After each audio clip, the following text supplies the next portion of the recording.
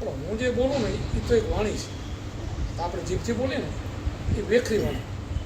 4 પ્રકારની વિડીયો તમે છે 4 પ્રકારની વાણી. પરા, પશ્યંતી, મધ્યમ ને વેખરી. હું જે બોલું છું ને એ વેખરી વાણીથી બોલું અને સમજાવવા માટે વેખરી વાણીનો ઉપયોગ કરો પડે. પણ આ મધ્યમાં એના ઘાટ કરાય શું શબ્દ બોલવું ને બહાર નીકળે વેખરી કહેવાય. પણ એ નીકળે છે ક્યાંથી એ ઘરને આપણે ગોતવાનું. 4 વાણીથી પર પરમાત્મા પરાપા. હવે હું અહીં બેઠો છે ને અહીંયાથી સંસારમાં એને ઓળખવા માટે ગુરુ, એને ઓળખવા માટે ધ્યાન, અને એને ઓળખો ને એ આત્માને ઓળખો તો જ લક્ષ્ય રહે માટે. વાણીથી કામ બધી થઈ જાય બધું એવું નથી. પણ વાણીથી આપણે તમને એમ થાય કે બાપુ સત્સંગ આપે. પણ સાચો સત્સંગ કેમને કહે ખબર? સત્ય એટલે તમારો આત્મા, એને તમે ઓળખી લો ને એનો તમારો સંગ થઈ જાય સાચો સત્સંગ એમ કહે. સાચો સંગ એનો થઈ જાય ને એને પરમાત્માને ઓળખી લો ને એનામાં તમે બધા હાલતા ચાલતા બેસતા ગમે તમે ધંધો કરતો ને તો તમારું એમ જ સુરતા જાય, એમ જ મન જાય, એને સત્સંગ કરે. આ સતનો સંગ, આને સત્સંગ કરે.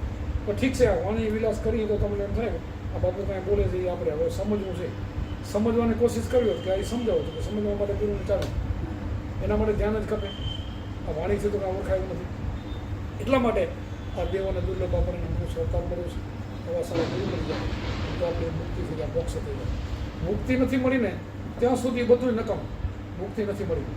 મારે એક વખત મારા ગુરુમાંથી મને ધ્યાન આપ્યા પછી મને ઉપદેશ આપ્યા પછી કીધું કે બેટા ધ્યાન કરવું ને તો શ્વાસને મિનિટથી ઉપર ન રોકો, રોકવો નહીં વધારે.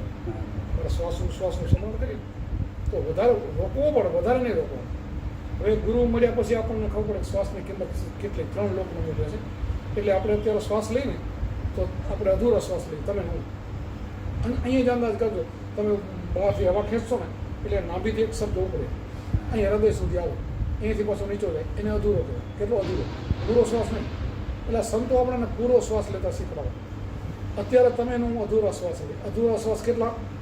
એક દિવસમાં 21,600 થાય આપણો શ્વાસ. 21,600 કેટલા? કલાકમાં 900, મિનિટના 15. એ પણ અધૂરા. તમને જે અત્યારે આયુષ્ય મળ્યું ને શ્વાસ ઉપર મળેલું છે. એ પૂર્વની કમાઈ પ્રમાણે તમને શ્વાસ મળે. આટલા વર્ષ એમ નહીં. શ્વાસની ગણતરી પ્રમાણે વર્ષ થાય. કોઈની ઓછો શ્વાસ હોય ને તો નથી કે 40 વર્ષમાં જતો રહ્યો જાય ને ઘણા, કોઈ કે 20 વર્ષમાં જતો. પણ એ 20 વર્ષની ગણતરી શ્વાસની થઈ, એને એટલા શ્વાસ આપે. કોઈને એમ કે 50 વર્ષ છે જતો રહ્યો અને એના શ્વાસ પૂરો થાય ને 50 વર્ષ રિટાયર ન હોય એટલે ફટકી જતો રહ્યો. આયુષ તો મને શ્વાસ આપે. હવે એ શ્વાસમાં તમારે 50 વર્ષમાંથી તમારે 10 વર્ષ વધારવા હોય તો ગુરુ વધારી આપે. કેમ વધારી આપે? કે એક તો આ મંદિર છે, આમાં પરમાત્મા આત્મા બેઠો છે, એમાં જે તે કચરો નાખવું નહીં, એટલે એનાથી વધે. પછી બીજું પૂરો શ્વાસ ગુરુ શીખવાડે. અત્યારે તમે શ્વાસ લ્યો આટલો લ્યો, ગુરુ છે ને છેક બ્રહ્માંડ સુધી ઉપર શ્વાસ લઈ જવું શીખવાડે. એવો અમારા ગુરુમાં મને શીખવાડ્યું. એટલા માટે વાત કરું છું. તમને અત્યારે શીખવાડે છે નહીં, એ ગુરુ શીખવાડે, પણ વાત કરું છું. એટલે મારા ગુરુમાં જ કીધું બેટા આવી રીતે ધ્યાન આપણે કરો કે 4 વાગે ઉઠીને એકાંત બેહીને આપણે 20 મિનિટ ભજન કરવું, સંધ્યા સમય આરતીને ટકોર પર 20 મિનિટ ભજન કરવું, એટલે મને મનને સ્થિર કરીને મનને બહાર ભટકવા નથી આવું ધ્યાન કરું. એટલે મને એમ થયું કે ગુરુમાં જે કીધું છે એક લીધો ને અખતરો કર્યો, અખતરો કર્યો કે 2-3 મિનિટ મેં શ્વાસને રોક્યો. જો આ સત્સંગ મારા શિષ્ય કોઈ નહીં સાંભળ્યું, આ તમારા ઘરે નીકળ્યો, તમે ભાગશાળી છો. આ 25 વર્ષમાં કોઈ સાંભળ્યું નથી.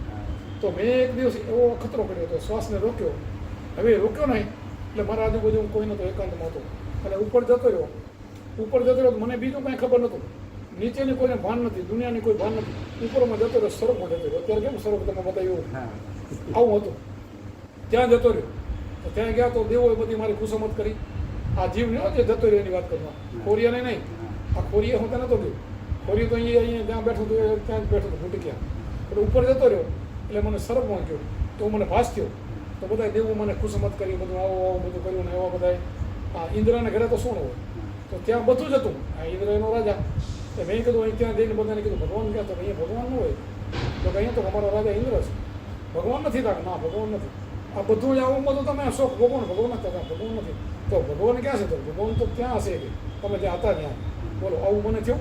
અને એમાં થોડીક વાર પછી નીચો ઉતર્યો, પછી મારું સમાધિ છૂટી ગયું. છૂટ્યો તરત આ શું કે હું ક્યાં ગયો હતો? આ બધું થયું. તો સવારે મારા ગુરુ મહારાજને મળ્યો, મારા સગુરુ મહારાજને, કે પ્રભુ મને આવું થયું. એટલે મને મીઠો ઠપકો આવ્યો. બેટા મેં તમને ઉપદેશ આપ્યો તો મેં શું કીધું કે મિનિટથી ઉપર આપણને કોઈ ક્યારે શ્વાસ નહીં રોકવો. અને હઠ સમાધિ કહેવાય. સ્વરૂપથી શું એમ સ્વરૂપમાં જ આવતો નથી કે તો વરીને પાછું આવવું પડે. સ્વરૂપમાં દેવો બધા છે ને એને પણ એકવાર મનુષ્ય થઈને આવવું પડશે.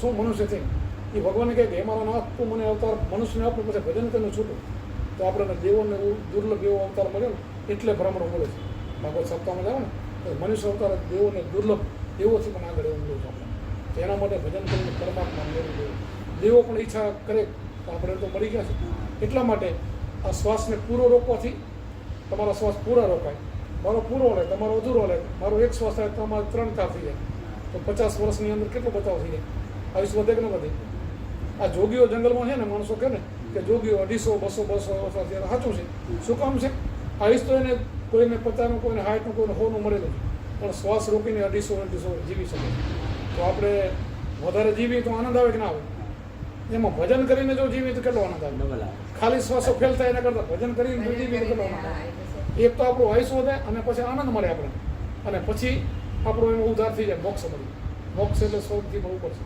મોક્ષ એટલે મુક્તિ જેને કહેવાય પછી તમારો જ્યાં જન્મ થાય તો માણસનો થાય તો મુક્તિ કૃષ્ણ ભગવાને એક વાત મેં તમારી ઘરે કરી હતી કે કૃષ્ણ ભગવાને અર્જુનને પ્રશ્ન કર્યો કે યોગ કરતાં કરતાં હું યોગ ભ્રષ્ટ કોઈ પુરુષ થાય તો બીજા જન્મમાં પ્રભુ શું ગતિ થાય તો કૃષ્ણ ભગવાને કીધું બીજા જન્મમાં સારા અને શ્રીમદને ઘરેનો જન્મ થાય અને પાછો યોગ પકડી જાય આ તમને કીધું છે આ કૃષ્ણ ભગવાને અર્જુનને કીધું એ તમને કીધું છે સારા ઘરે ને શ્રીમદને ઘરેનો જન્મ થાય અને પાછો આ યોગ પકડી પાછી ભક્તિ પકડી અને વળી આ યોગ કરીને મુક્તિ થાય અને એક વખત ગુરુ મળી જાય અને આ શબ્દ મળી જાય પછી જુગો જુગ કીધું ને કે બીજા યુગમાં યોગ કરો ગુરુના શબ્દ વળી યોગ કહેવાય બીજા જન્મમાં સારો અને શ્રીમદના ઘરે જન્મ થાય પાછો યોગ પકડી લે એટલે સંતોએ પણ એમ કીધું કે સંત બીજ પલટે નહીં જુગ જાય અનંત ઊંચ નીચ ઘર અવતરે થાય સંત એટલે હરિજનને ઘરે ભલે